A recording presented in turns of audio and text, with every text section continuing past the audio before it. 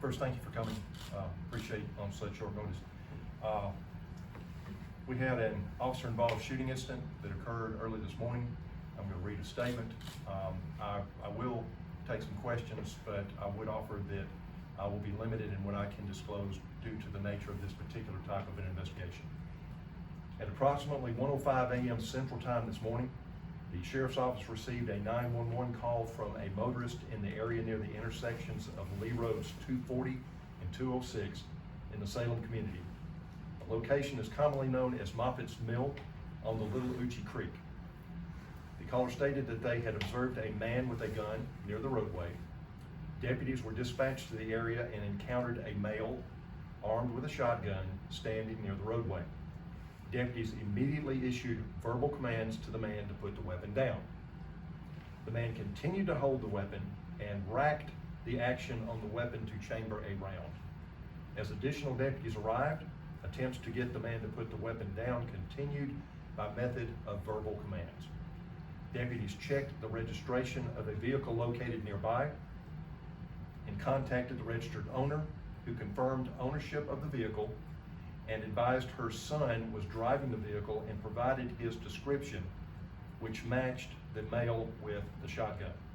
She also advised Sheriff's 911 dispatchers that her son suffered from mental health issues.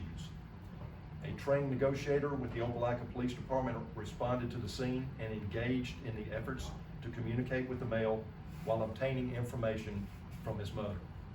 The male continued to hold the shotgun and on occasion would point it in the general direction of law enforcement officers.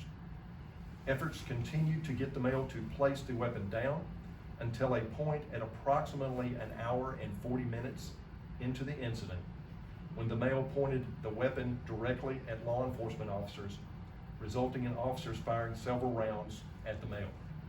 An ambulance staged in the area responded, transported the male to Piedmont Regional Hospital with police escort.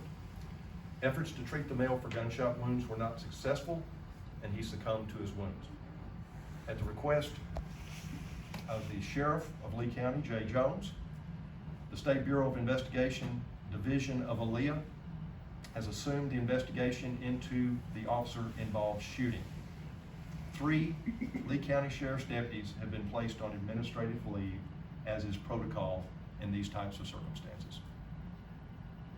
I will take some questions, and again, bear in mind that I will be somewhat limited in my response due to the nature of this investigation.